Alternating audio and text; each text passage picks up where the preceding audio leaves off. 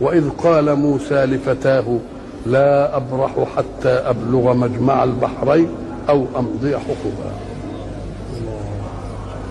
برضو وإذ يعني واذكر وقت أن قال موسى لفتاه.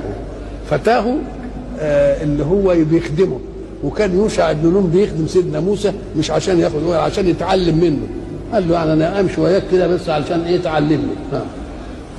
واذكر إذ قال موسى لفتاه اللي هو يوشع بن نون لا أبرح حتى أبلغ مجمع البحرين.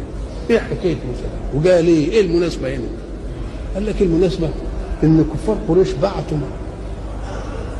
ناس لليهود في المدينة وقالوا لهم إيه خبر محمد ده وحكايته، وأنتوا أهل كتاب وأعلموا بالسماء وأعلم بالمش عارف الإيه، فما رأيكم هو محق ولا مش محق؟ فقال والله اسألوه هذه الأسئلة